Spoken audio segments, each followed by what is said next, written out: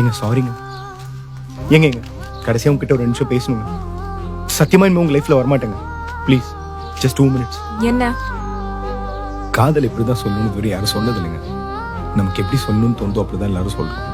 ஏன் எத்தனையோ பேர் சொல்லாமே கூட போயிருக்காங்க. பொண்ணுங்க தான் பழகாம எப்படி லவ் பண்றதுன்னு கேக்குறீங்க. எங்க பழகி பார்த்து லவ் பண்ணலாம்னு சொல்ற ஒரு பையனை காட்டுங்க பார்ப்போம்.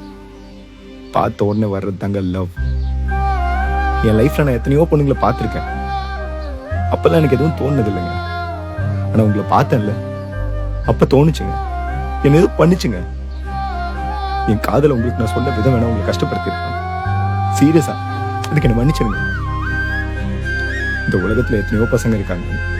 ஆனா இந்த அளவுக்கு யாரும் உங்களை உண்மையா லவ் பண்ணியிருக்க மாட்டாங்க.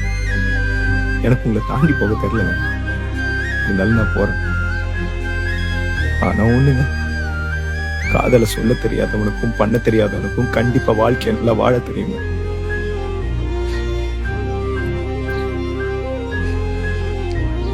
இனிமே உங்க லைஃப்ல வரமாட்டேன்.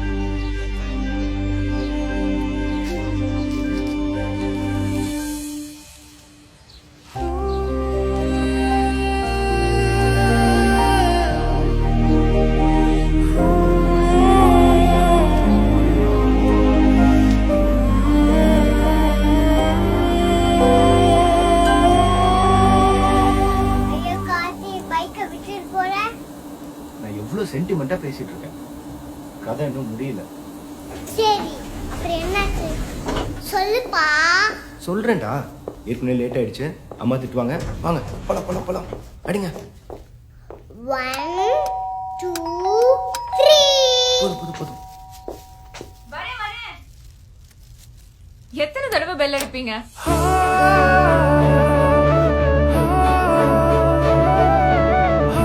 எத்தனை தடவை? அது பொண்ணு கிட்ட கேளு. அப்பா வந்து ஒரு பொண்ணை லவ் பண்ணியிருக்காராம். அது உனக்கு தெரியுமா தெரியாதா? ஐயோ,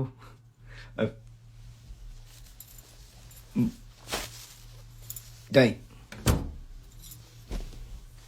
ஹலோ மேடம், என்ன போட்டு கொடுக்குறீங்களா? நான் சொன்ன பொண்ணே உங்க அம்மா தான். இடியட், அம்மாக்கு தான் இவ்ளோ பில்டப்பா. அப்புறம் என்னதான் ஆச்சு சொல்லு. அதுக்கப்புறம் என்னாச்சுன்னு தெரியுமா?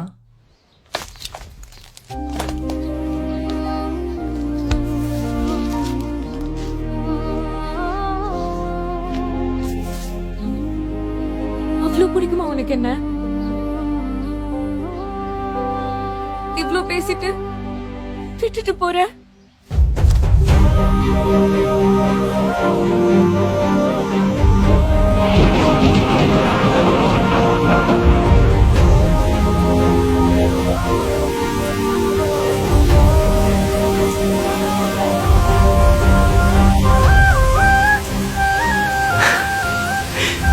அந்த நாள், அந்த மழை, அந்த சந்தோஷம், அது எனக்கு ரொம்பவே புதுசா இருந்தது.